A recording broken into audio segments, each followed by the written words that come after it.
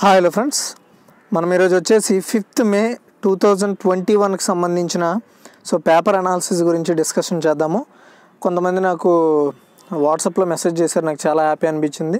మనం చేసే paper analysis కావచ్చు, ఈ కరెంట్ అఫైర్స్ కావచ్చు, 80% వరకు నేను మీ యొక్క ప్రశ్నలు కావచ్చు, మీ కంటెంట్ కావచ్చు కవర్ అవుతున్నట్టు నేను గమనించాను. నేను ఇప్పటివరకు రాసిన చాలా ఎగ్జామ్స్ అని అతను కామెంట్ చేశారు, నాకు చాలా చాలా హ్యాపీ అనిపించింది. అలాంటి వాళ్ళు బూస్టింగ్ ఇస్తే ఇంకా బాగా వీడియోస్ అయితే చేయడానికి ఇంట్రెస్ట్ ఉంటుంది. కాబట్టి ప్రతి ఒక్కరు కూడా ఈ వీడియోని లైక్ చేసి షేర్ చేయండి. ఇంకా ఇలాంటి మరిన్ని అప్డేట్స్ కోసం మన ఛానల్ అయితే ఫాలో అవుతుండండి. వాళ్ళకి ఎప్పటికప్పుడు ఇన్ఫర్మేషన్ అప్డేట్ చేస్తూ ఎవరైతే కాంపిటేటివ్ జాబ్స్ కావచ్చు, లైక్ పెద్ద పెద్ద సర్వీసెస్ జాబ్స్ కావచ్చు ప్రిపేర్ అవుతున్న వాళ్ళకి, లైక్ సివిల్స్ గ్రూప్స్కి సంబంధించి AP and Telangana and national wide civils, వీటన్నింటికి కూడా ఉపయోగపడేలా మన పేపర్ అనాలిసిస్ అయితే ఉండబోతుంది. కాబట్టి లైక్ చేయండి గైస్. మీ వాల్యుబుల్ కామెంట్స్ని, మీ సజెషన్స్ని కామెంట్ సెక్షన్లో తెలియజేస్తే నేను ఇంకా తెలుసుకుంటాను అనమాట, ఏం చేయొచ్చు ఇంకేం చేయకూడదు అనేది. కాబట్టి ఈ వీడియోని లైక్ చేయండి. అయితే చరిత్రలో నేడు ఈ మే 5th గురించి తెలుసుకున్నట్టయితే 1494లో క్రిస్టోఫర్ కొలంబస్ జమైకా ద్వీపాన్ని కనుగొన్నాడు. అలాగే 1821లో ఫ్రాన్స్ చక్రవర్తి నెపోలియన్ మరణించడం జరిగింది. అతని జననం వచ్చేసి 1769లో. అలాగే 1916లో భారత మాజీ రాష్ట్రపతి జ్ఞాని జైల్ సింగ్ జన్మించారు. అతను చనిపోవడం వచ్చేసి 1987వ సంవత్సరంలో చనిపోయారు. అలాగే ప్రముఖ సినీ సంగీత దర్శకులు పిఠాపురం నాగేశ్వరరావు జన్మించారు 1930లో ఇదే రోజున. అండ్ 1955లో పశ్చిమ జర్మనీ పూర్తి సార్వభౌమాధికారాన్ని పొందింది. 1955లో ఇదే రోజున. అలాగే 1989లో భారతీయ సినీ నటి లక్ష్మీరాయ్ జన్మించారు. అండ్ 1995లో తెలుగు సినిమా నటుడు, రంగస్థల నటుడు నాగభూషణం మరణించడం జరిగిందండి. అతను 1921లో జన్మించారు. చాలా మంచి నటుడు అతను. అలాగే 2003లో దక్షిణాఫ్రికా ఉద్యమ నేత వాల్టర్ సిసులు మరణించడం జరిగింది. అతను జననం వచ్చేసి 1912. ఓకే, తర్వాత మరి ఇక్కడ మనం గమనించినట్టయితే 5G పరీక్షలకు టెల్కోలో అనుమతి. 5G పరీక్షలు అంటే ఇదేంట్రా బాబు, ఇది కొత్త రకమైన ఎగ్జామ్స్ అని అడగవచ్చు. ఇక్కడ పరీక్షలు అంటే ఎగ్జామ్స్ కాదు, టెస్టింగ్ అనమాట. టెస్టింగ్ అంటే మన ఇండియాలో ప్రజెంట్ ఇప్పటి వరకు కూడా 4G మాత్రమే అవైలబుల్లో ఉంది కదా. ఇప్పుడు ఆల్రెడీ మన ఇండియాలో 5G ఫోన్స్ కూడా రావడం జరిగింది. అయితే మరి 5G ఫోన్స్ ఉంటే సరిపోద్దా? 5G నెట్వర్క్ ప్రొవైడర్స్ కూడా ఉండాలి. కాబట్టి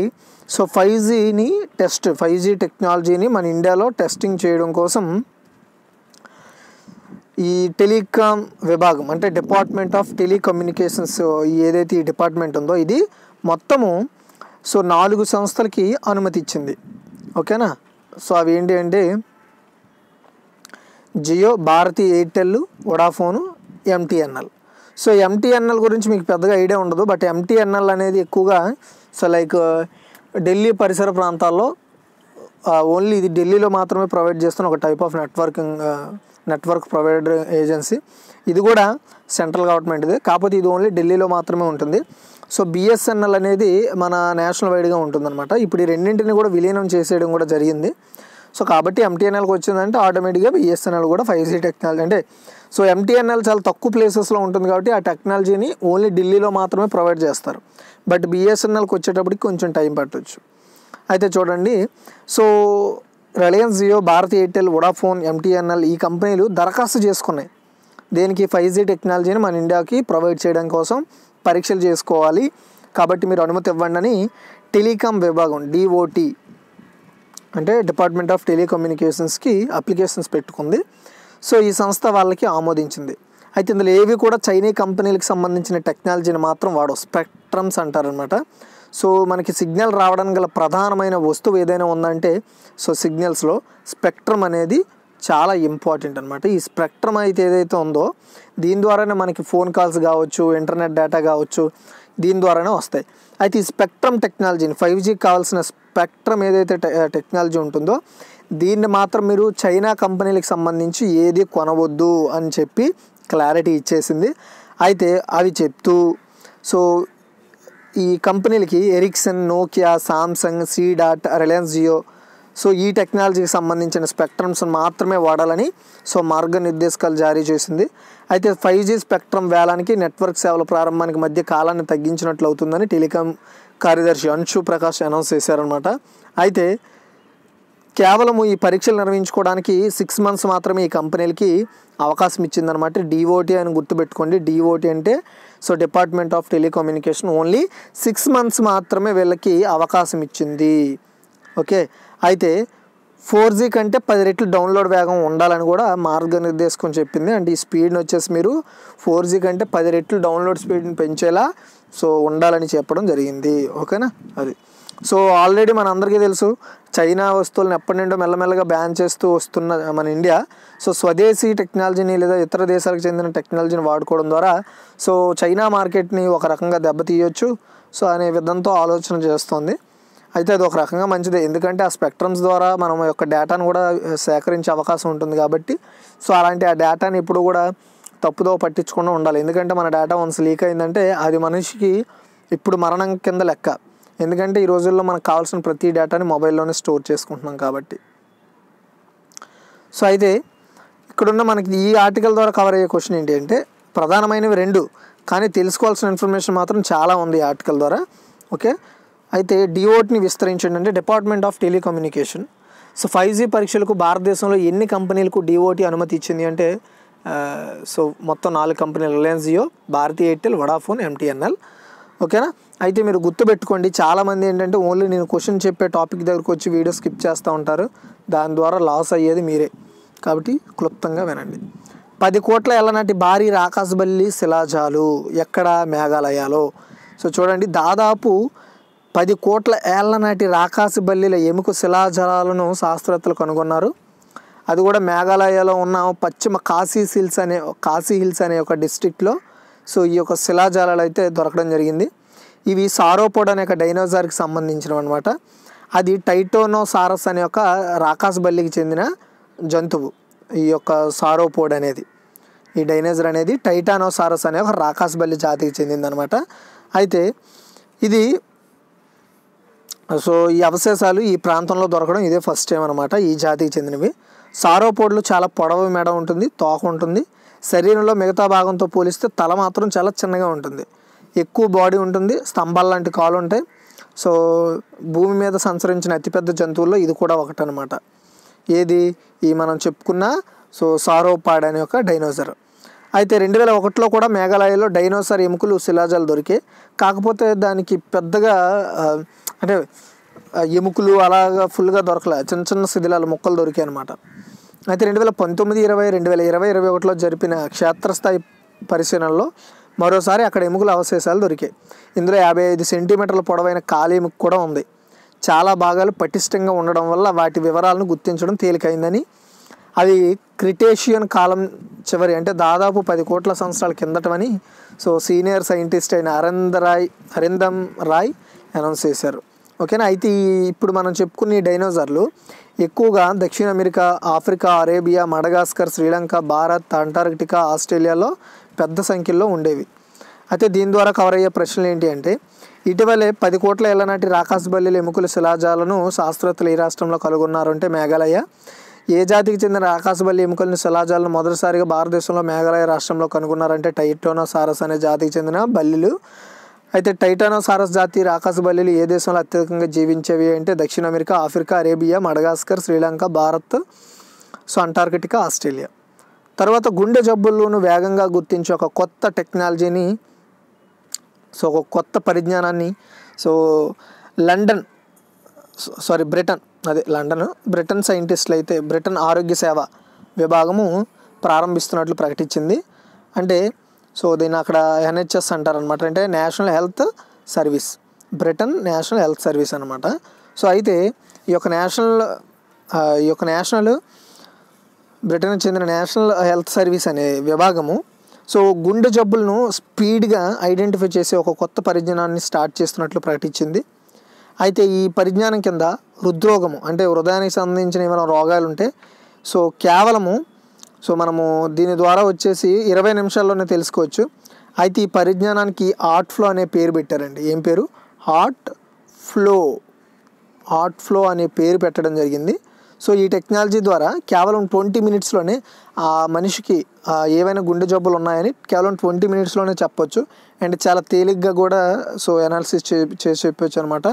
అయితే మన బాడీ మొత్తానికి సిటీ స్కాన్ చేసి ఆ సిటీ స్కాన్ని 3Dలో చేస్తారనమాట. అదే ఈ ట్రీట్మెంట్కి ఉన్న ప్రత్యేకమైన విధానము హార్ట్ ఫ్లో దానికి. సో 3D స్కానింగ్ ఉంటుంది.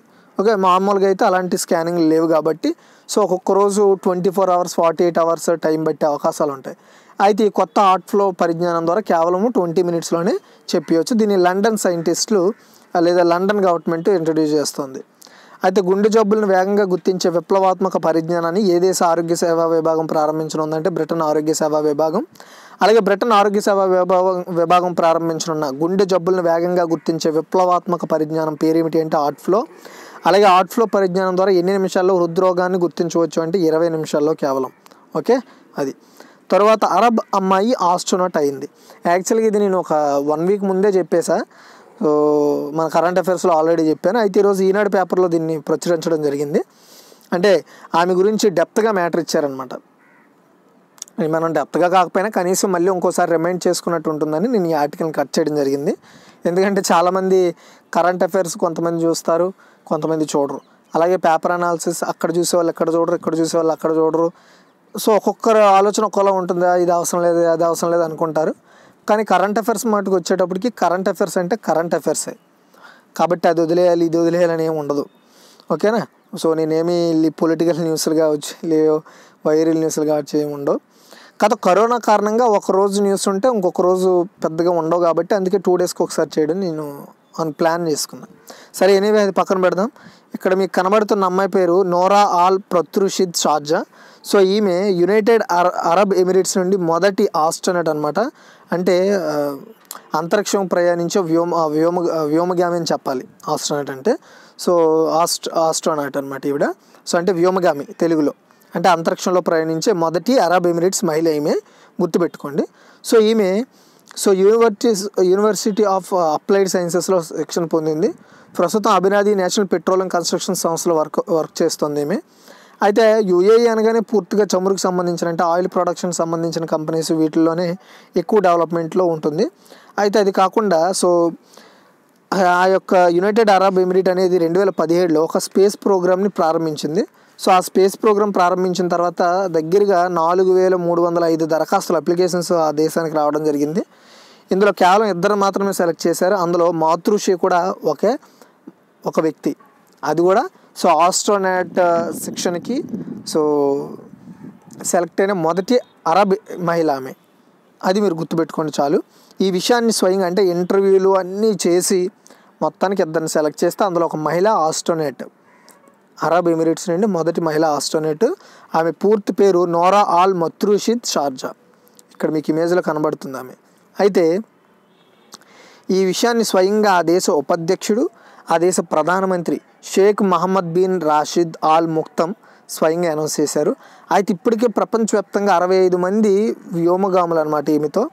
సో మహిళా వ్యోమగాములు 65 మంది మహిళా వ్యోమగాములు ఉన్నారు వరల్డ్ వైడ్గా. చాలా తక్కువ కదా. అయితే టెక్సాస్లో నాసా జాన్సన్ స్పేస్ సెంటర్లో 30 నెలలు ఈమెకి శిక్షణ ఇస్తారు. సో నాసా 2021 ఆస్ట్రోనాట్ క్యాండిడేట్ క్లాస్లో ఈమె జాయిన్ అవుతుంది. సో ఆపై భవిష్యత్ అంతరిక్ష మిషన్లో ఈమె పాల్గొంటుంది అనమాట. ఓకేనా, గుర్తుపెట్టుకోండి, చాలా చాలా ఇంపార్టెంట్. అలాగే 27 ఏళ్ళ ఈమెకి ప్రజెంట్ 27 ఇయర్స్ అండి. సో అందులో భాగంగా ఈమె మ్యాథమెటిక్స్ ఇంజనీరింగ్ అంశాల్లో పట్టు పెంచుకుంది బాగా. సో ఈమె అమెరికన్ సొసైటీ ఆఫ్ మెకానికల్ ఇంజనీర్స్లో ఒక సభ్యురాలు. అలాగే 2011 ఇంటర్నేషనల్ మ్యాథమెటిక్ ఒలింపియాడ్లో మొదటి స్థానం సంపాదించింది ఈమె. 2013లో దక్షిణ కొరియాలో యుఏఈ యూత్ అంబాసిడర్స్ ప్రోగ్రామ్కి ఎంపికైంది. అలాగే యుఎన్ అంటే యునైటెడ్ నేషన్స్ ఇంటర్నేషనల్ యూత్ కాన్ఫరెన్స్కు 2018-19లో యుఏఈ తరపున ప్రాతినిధ్యం వహించిన మహిళ కూడా. సో అంతరిక్షంలో పనిచేయాలని తన కళలను ఎలా నెరవేర్చుకుంది అని అడిగితే మీకు ఏది ఆనందాన్ని ఇస్తుందో దాన్ని ఎంచుకోవాలనే సూత్రాన్ని ఆమె నమ్ముతానని, అందుకే నేను ఇంతవరకు రీచ్ అయ్యానని తను చెప్తుందనమాట. ఓకేనా. సో కొంతమందికి చదవడం ఇంట్రెస్ట్ ఉండొచ్చు, కొంతమంది బిజినెస్ చేయడం ఇంట్రెస్ట్ ఉండొచ్చు, కొంతమందికి చదువు చెప్పడం ఇంట్రెస్ట్ ఉండొచ్చు, కొంతమందికి సో స్పోర్ట్స్లో పార్టిసిపేట్ చేయాలని ఇంట్రెస్ట్ ఉండొచ్చు. అలా మీ స్ట్రీమ్ ఏంటో మీరు అందులో పార్టిసిపేట్ చేయండి. మీకు గవర్నమెంట్ జాబ్ కావాలంటే గవర్నమెంట్ జాబ్ కోసమే ప్రయత్నాలు చేయండి. అందులో మీరు వేరే వాళ్ళని చులకన చేయడము, వేరే వాళ్ళని తక్కువ అంచనా వేయడము, మీకు వచ్చే అవకాశాలు మీరే కోరుండి పక్కా పోయడం అలాంటివి ఎప్పుడూ చేయకండి. ప్రతిదీ కూడా మనకు అవసరమే మనం వెళ్తున్న దారిలో కాబట్టి ప్రతిదాన్ని కూడా కన్సిడర్ చేసి దానికంటూ పేషెన్స్ని మెయింటైన్ చేయండి. అయితే కీ పాయింట్స్ అండి. యునైటెడ్ అరబ్ ఎమిరేట్స్ మొదటి మహిళా ఆస్ట్రోనాట్ ఎవరు అంటే నోరా ఆల్ ప్రత్రుషిద్ షార్జా. యునైటెడ్ అరబ్ ఎమిరేట్స్ దేశ ఉపాధ్యక్షుడు ఎవరు అంటే ప్రస్తుతం Sheikh Mohammed bin Rashid Al Maktoum. అలాగే ఆ దేశానికి ప్రధానమంత్రి కూడా అతనే, Sheikh Mohammed bin Rashid Al Maktoum. ప్రపంచవ్యాప్తంగా ప్రస్తుతానికి ఎంతమంది మహిళా వ్యోమగాములు ఉన్నారు అంటే 65 మెంబర్స్ అనమాట ఈమెతో. And NASA Johnson Space Center ఎక్కడ ఉందంటే టెక్సాస్, అమెరికా. ఓకే, తర్వాత పన్ను పరిధిలోకి గూగుల్, ఫేస్బుక్. యాక్చువల్గా ఈ ఆర్టికల్లో ఏంటంటే పర్టికులర్గా ఈ గూగుల్ని, ఫేస్బుక్ని మెన్షన్ చేయలేదు. కాకపోతే మరి ఎందుకు ఇలా టైటిల్ ఇచ్చారో తెలియదు. సరే, కాకపోతే ఆన్లైన్కి సంబంధించిన ఏవైతే ఆన్లైన్ డిపెండింగ్ సంస్థలు ఏవైతే ఉంటాయో వాటికి ఖచ్చితంగా పన్ను విధిస్తారనమాట. లైక్ గూగుల్ అనే కాదు, గూగుల్, ఫేస్బుక్, అమెజాన్ కూడా వీడియో స్ట్రీమింగ్ ఉంది, నెట్ఫ్లిక్స్ ఉంది. ఇలాంటి వాటి విదేశీ కంపెనీలన్నింటికి కూడా ఇకపై పన్ను పరిధిలోకి తీసుకొచ్చారు వీటి గురించి ఒకసారి చూద్దాము. ఓకేనా. సాంకేతిక కంపెనీల గురించి ఇక్కడ చెప్తున్నారు. సాంకేతిక కంపెనీలు అంటే ఏంటి? గూగుల్, ఫేస్బుక్, ట్విట్టర్, తర్వాత వచ్చేసి ఇలా ఇన్స్టాగ్రామ్ కావచ్చు, ఈ కంపెనీలు అనమాట ఇవి. భారత్లో పన్ను చెల్లించేలా అన్ని ఏర్పాట్లు చేస్తుంది అనమాట మన ఇండియన్ గవర్నమెంట్. కొత్తది అలాగే సవరించిన చట్టం ప్రకారం ప్రవాస టెక్ కంపెనీలకు అంటే వేరే దేశం నుండి వచ్చిన మన దేశంలో కంపెనీలకు ఆదాయ పరిమితికి 2 కోట్లుగా, గరిష్ట వినియోగదారులు 3 లక్షలుగా ప్రభుత్వం సోమవారం నోటిఫై చేసింది. అంతకంటే ఎక్కువ ఆదాయం వినియోగదారులు ఉంటే పన్ను చెల్లించాల్సిందే. ఓకేనా. అంటే వాళ్ళకి మంత్లీ 2 కోట్ల కంటే ఎక్కువ వచ్చినా, వాళ్ళకి 3 లక్షలకు పైగా గరిష్టంగా వినియోగదారులు ఉన్నా వాళ్ళు పన్ను చెల్లించే జాబితాలోకి వస్తారనమాట. ఓకే. అయితే అప్పటి ఆర్థిక బిల్లులోనే 2018-19 ఆర్థిక బిల్లు ఏదైతే ఉందో ఆ బిల్లులో ప్రవేశపెట్టిన సిగ్నిఫికెంట్ ఎకానమిక్స్ ప్రెసెన్స్, దీన్ని సెప్ అంటారు. దీని యొక్క గైడ్లైన్స్ ప్రకారం పర్టికులర్గా నిర్దేశించిన సగటు మొత్తం లేదా సగటు వినియోగదారుల సంఖ్యను అధిగమించినప్పుడు అటువంటి లావాదేవీలన్నింటికీ పన్ను వర్తిస్తుంది అని చెప్తుంది అనమాట 2019-2018. అంటే గైడ్లైన్స్లో ఉన్న ప్రకారము ఆదాయము దానికి తగ్గ ఫాలోవర్షిప్ అంటే సబ్స్క్రైబర్స్ బేస్ అంటే వినియోగదారులు, వాడుకదారులను బట్టి వాళ్ళకి పన్ను విధిస్తారు అని ఆ యొక్క గైడ్లైన్స్లో ఇంతకుముందే మెన్షన్ చేశారు. అయితే ప్రవాస కంపెనీ ఏదైనా భారత్లోని ఏ వ్యక్తితోనైనా లేదా వ్యక్తులతోనైనా జరిపే లావాదేవీలు అంటే వస్తువులు లేదా సేవలపై వచ్చే ఆదాయాన్ని దీనికి లెక్కిస్తామని, అదేవిధంగా ఎంతమందితో వ్యాపార కార్యకలాపాలు అనుసంధానం చేశారన్నది కూడా పరిగణలోకి తీసుకుంటామని గవర్నమెంట్ స్పష్టం చేసింది. అంటే ఇప్పుడు ఫర్ ఎగ్జాంపుల్ ఒక కంపెనీ ఉందనుకోండి. ఆ కంపెనీ మన ఇండియాలో లేదు, కానీ మన ఇండియాలో ఉన్న బిజినెస్ మ్యాన్స్తో టైఅప్ అయ్యింది. అలా టైఅప్ అయినా సరే ఆ కంపెనీ పన్ను చెల్లించాల్సిందే. అంటే దానికి ఓన్గా మన ఇండియాలో కంపెనీ లేకపోయినా వేరే ఏ కంపెనీతోనైనా లేదా ఏ వ్యక్తితోనైనా సరే టైఅప్ అయినా సరే ఇకపై ఆ టెక్ కంపెనీ ఖచ్చితంగా ట్యాక్స్ అనేది పే చేయాల్సింది మస్ట్గా మన ఇండియాలో. అది కూడా ఉన్న గైడ్లైన్స్ ప్రకారం. ఓకేనా, గుర్తుపెట్టుకోండి. అదేవిధంగా ఎంతమందితో అన్నీ మొత్తం పరిగణలోకి తీసుకొని ఆ యొక్క టోటల్ ట్యాక్స్ అనేది విధిస్తారు. అయితే ఏప్రిల్ 1, 2022 నుండి ఈ సవరణలు అంటే ఈ కొత్త గైడ్లైన్స్ అమల్లోకి వస్తాయని గవర్నమెంట్ స్పష్టత చేసింది. పన్ను ఒప్పందాలను పునర్చర్చించాలి. అంటే ప్రస్తుత ద్వంద్వ పన్ను రద్దు ఒప్పందాల పరిధిలోకి ప్రస్తుత ప్రతిపాదిత మార్పులు రావు. దీంతో ఫేస్బుక్, గూగుల్ వంటి వాటిపై పన్నులు వేయాలంటే ప్రభుత్వం అమెరికాతో పన్ను ఒప్పందాల విషయంలో తిరిగి చర్చలు చేపట్టాలి. ప్రస్తుత ఒప్పందాలను సమీక్షించినప్పుడు లేదా కొత్త వాటిపై సంతకాలు చేసినప్పుడు భారత పన్ను పరిధిలో ఉన్న డిజిటల్ కంపెనీలు వస్తాయి. అయితే ఇందులో విశ్లేషకులు ఏమంటున్నారు అనేది మనకు అవసరం లేని విషయము. గవర్నమెంట్ ఏం చెప్పిందో మనం అంతవరకు తెలుసుకుందాం. అయితే దీని ద్వారా 2 ప్రశ్నలు కవర్ అవుతాయి, కానీ మనం అందులో కవర్ చేయాల్సిన మ్యాటర్ చాలా ఇంపార్టెంట్. అయితే విదేశీ సాంకేతిక కంపెనీలకు గరిష్ట పన్ను ఆదాయ పరిమితిని ఎంతగా నిర్ణయించిందంటే 2 కోట్లు. యాక్చువల్గా ఇది 2018-19 యొక్క ఆర్థిక బిల్లులో ఉన్న అంశాలే, అక్కడ మార్గదర్శకాలే. అయితే ఇప్పటి వరకు అవి ఇంప్లిమెంటేషన్ చేయలే. ఇప్పుడు 2022 నుండి అమల్లోకి వస్తాయి. అయితే విదేశీ సాంకేతిక కంపెనీలకు గరిష్ట పన్ను ఆదాయ పరిమితి మార్గదర్శకాలు ఏ సంవత్సరం నుండి అమల్లో అవుతాయంటే 2022 నాటికి. ఓకే. హానికర సూక్ష్మజీవులను నిరోధించే ఒక సెన్సార్, హానికర సూక్ష్మజీవులు నిరోధించే సెన్సార్ను లండన్ పరిశోధకుతో కలిసి ఐఐటి మద్రాస్ సైంటిస్టులు రూపొందించారనమాట. ఇది సింపుల్గా చెప్తాను, మళ్ళీ మీరు పెద్దగా చర్చించాల్సిన అవసరం ఏమి ఉండదు. లండన్ సైంటిస్టులు ఐఐటి మద్రాస్ చెందిన సైంటిస్టులతో ఒక కొత్త సెన్సార్ని కనిపెట్టారనమాట. ఆ సెన్సార్ ద్వారా సూక్ష్మజీవులను నిరోధించవచ్చు, అంటే అడ్డుకట్ట వేయవచ్చు వాటికి. అయితే ఇలా అడ్డుకట్ట వేయడానికి ఈ సెన్సారు కాగితంతో చర్య జరుపుతుంది. ఓకే, అది. సో అయితే దీని గురించి చూద్దాం. హానికర సూక్ష్మజీవులు నిరోధించే సెన్సార్ను ఐఐటి మద్రాస్ కలిసి ఏ దేశ పరిశోధకులు రూపొందించారంటే లండన్. అలాగే ఐఐటి మద్రాస్ మరియు లండన్ పరిశోధకులు కలిసి రూపొందించిన హానికర సూక్ష్మజీవులు నిరోధించే సెన్సార్ దేనితో చర్య జరుపుతుందంటే కాగితంతో. చాలా ఇంపార్టెంట్, ఇది గుర్తుపెట్టుకోండి. అంటే కాగితంతో సూక్ష్మజీవులు నిరోధించి ఒక కొత్త సెన్సార్ని ఐఐటి మద్రాస్, లండన్ సైంటిస్టులు కనిపెట్టారనమాట. ఓకే, తర్వాత యాక్చువల్గా నేను అన్ని పేపర్లు ఎత్తికాను. అన్ని పేపర్లో కూడా ఈ రీసెంట్గా జరిగిన అస్సాం, పశ్చిమ బెంగాల్, తమిళనాడు వీటి గురించే తప్ప మనకు ఉపయోగపడేది లేదు. అండ్ కరోనా, ఈ రెండు తప్ప ఆర్టికల్లో మనకి కావాల్సిన ఏ న్యూస్ కూడా లేకపోకుండా ప్రచురిస్తున్నాయి కూడా మొత్తం అంతా కూడా. అంతంత పెద్ద ఆర్టికల్స్ ఓన్లీ అంటే కరోనా గురించి ఆల్రెడీ మెయిన్ పేపర్లో అందరికి అవేర్నెస్ చేస్తూ ఎడిటోరియల్ ద్వారా కూడా మళ్ళీ అదే మ్యాటర్ని చెప్తున్నారనమాట.